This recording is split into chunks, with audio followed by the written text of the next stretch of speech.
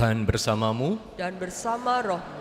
Inilah Injil suci menurut Santo Markus. Dimuliakanlah Tuhan. Sesudah Yohanes Pembaptis ditangkap, datanglah Yesus ke Galilea, memberitakan Injil Allah. Yesus berkata, "Saatnya telah genap, kerajaan Allah sudah dekat. Bertobatlah dan percayalah kepada Injil." Ketika Yesus sedang berjalan menyusur danau Galilea, ia melihat Simon dan Andreas, saudara Simon.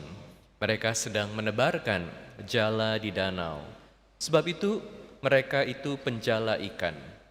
Yesus berkata kepada mereka, "Mari, ikutlah aku, dan kamu akan aku jadikan penjala manusia."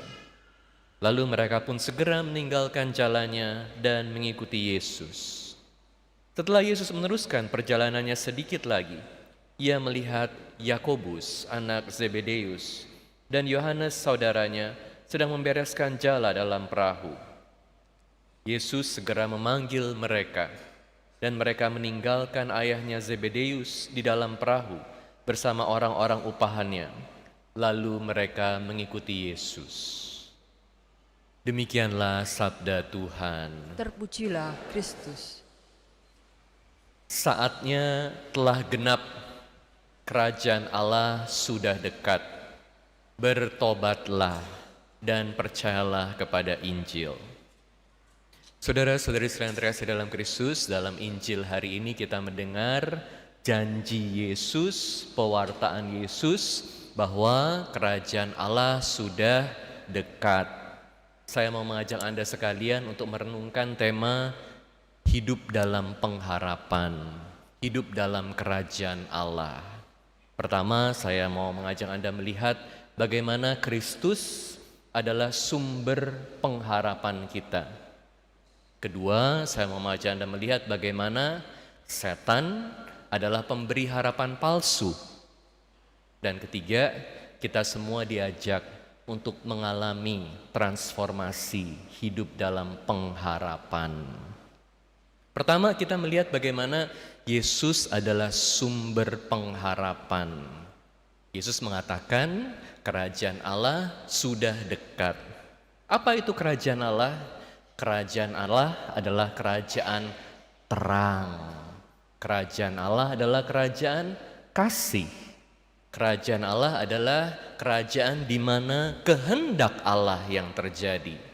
Dan tentu kita tahu bahwa kehendak Allah selalu adalah yang terbaik buat kita.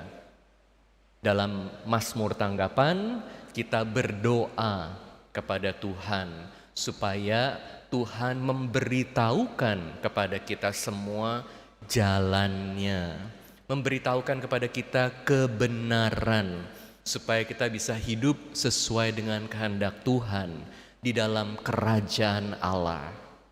Yesus sendiri mengatakan bahwa dia adalah terang yang datang untuk menghancurkan kerajaan kegelapan yang dibawa oleh setan. Maka kita melihat bagaimana Tuhan Yesus itu begitu luar biasa. Tidak ada kegelapan yang tidak bisa dihancurkan oleh Yesus. Kabar gembiranya buat kita semua adalah Injil hari ini mengatakan, bukan hanya mengatakan bahwa kerajaan Allah sudah dekat, tapi juga mengajak kita untuk bertobat dan mengikuti Tuhan. Saya seringkali mengatakan, kalau kita itu ada yang bilangin bertobatlah, kita harus bersyukur.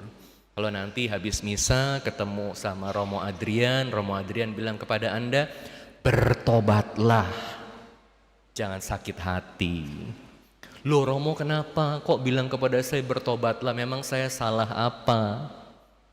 Pertama-tama, tidak ada orang yang bersih dari dosa. Semua orang ada kelemahannya, ada keterbatasannya. Jadi nggak usah malu kalau ada yang bilangin bertobatlah.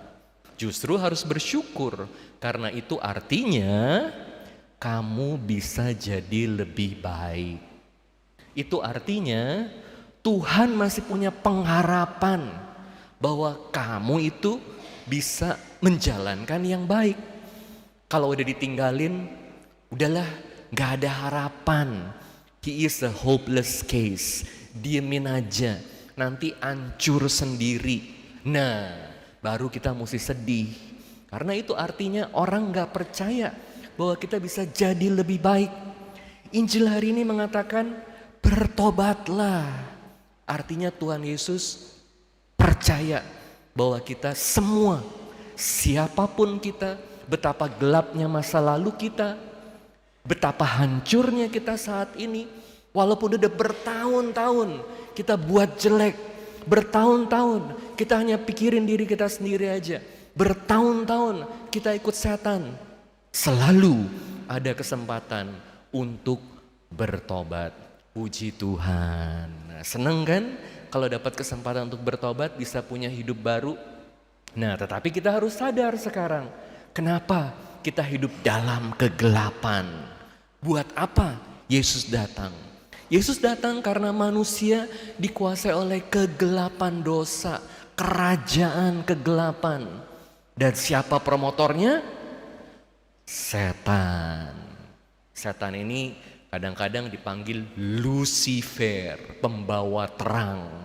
Sebetulnya dia hanya bangun image-nya, kelihatannya terang, padahal kegelapan. Karena dia adalah raja dari kebohongan. Adam dan Hawa jatuh karena salah satunya godaan dari setan. Dengan berbohong, oh makan aja itu apelnya, kamu gak akan mati dan kamu akan tahu mana yang benar, mana yang salah. Kamu bisa dapat pencerahan.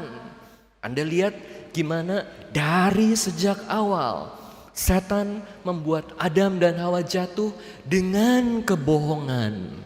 Makanya dalam hidup, kalau kita terus-menerus hidup dalam kebohongan dunia dan mengikuti kebohongan dunia, mengikuti janji palsu dunia, ya kita akan jatuh dalam kerajaan setan. Apa kebohongan setan? Udah ikutin aja dunia ini dengan segala kemegahannya, dengan segala kenyamanannya. Kamu akan mendapatkan hidup yang bahagia. Tapi kita tahu bahwa kebahagiaan sejati itu tidak pernah bisa diberikan secara sungguh oleh dunia. Ini bohong. Kalau dunia bilang, oh cari uang aja, uang akan membuat kamu jadi bahagia.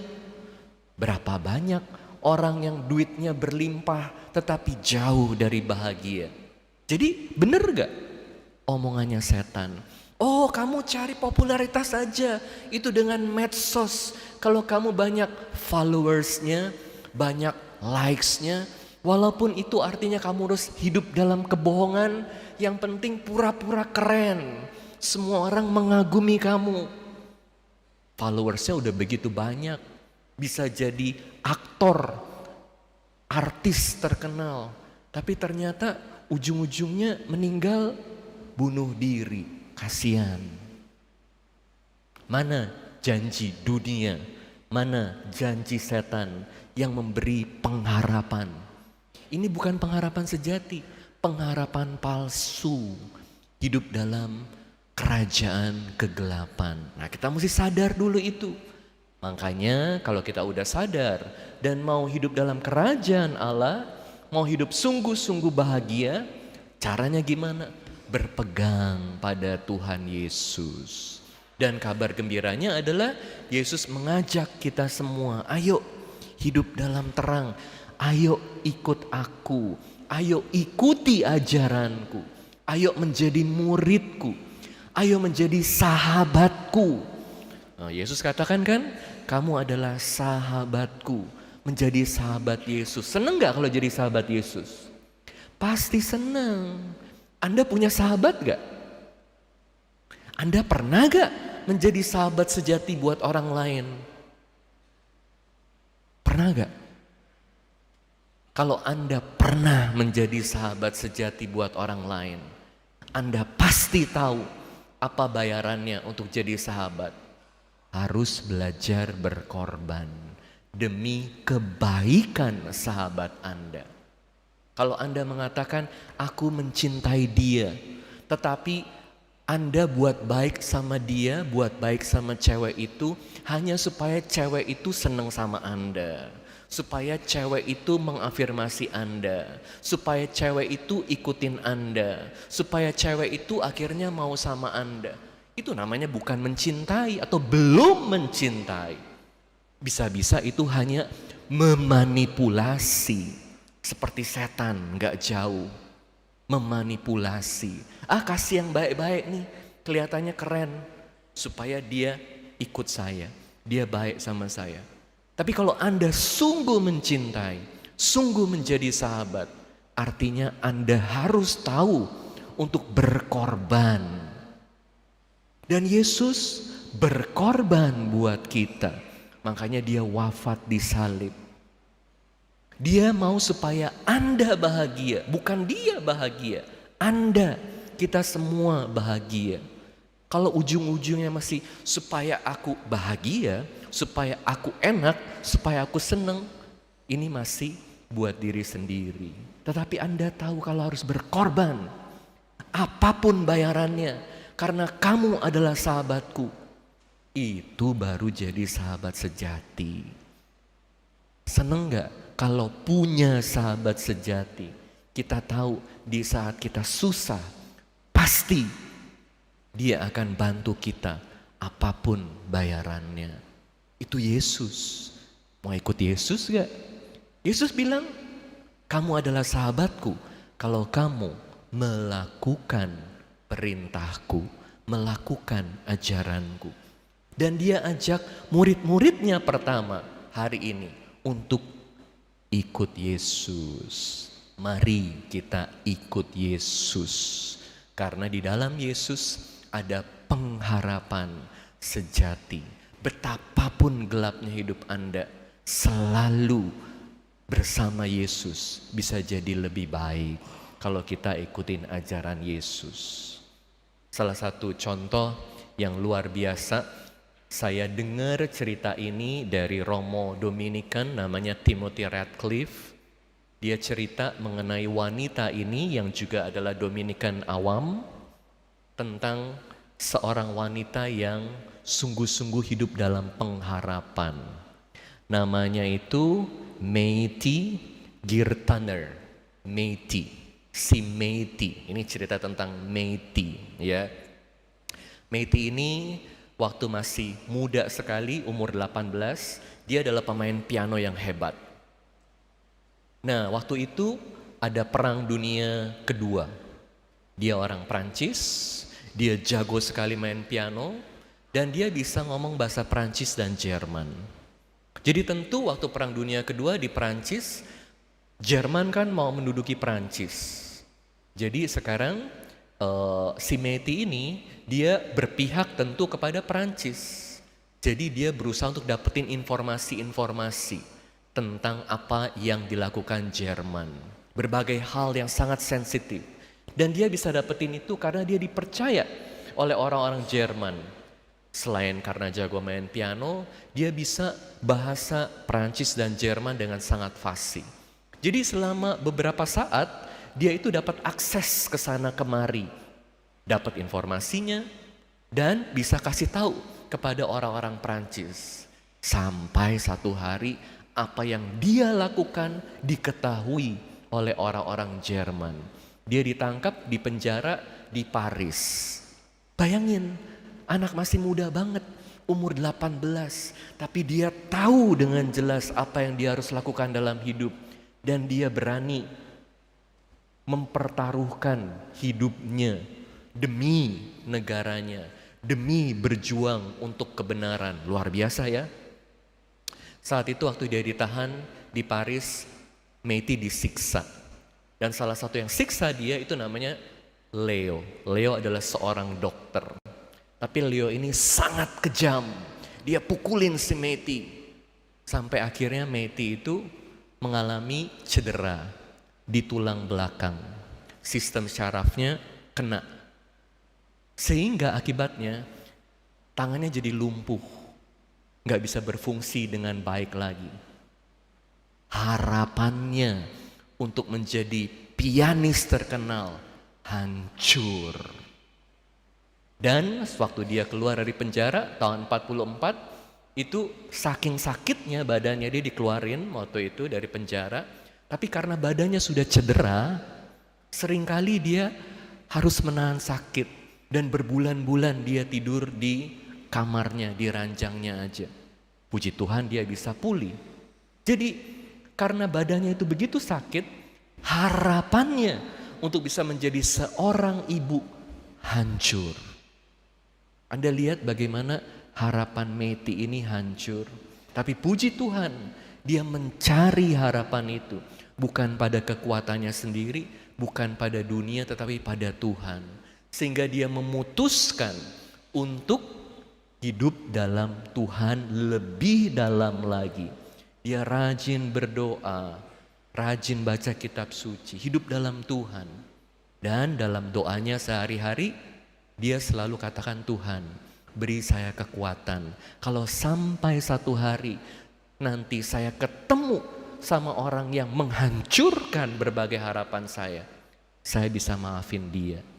Luar biasa ya doanya ya. Anda berani gak doa begitu? Supaya diberi kekuatan sama Tuhan untuk bisa memaafkan.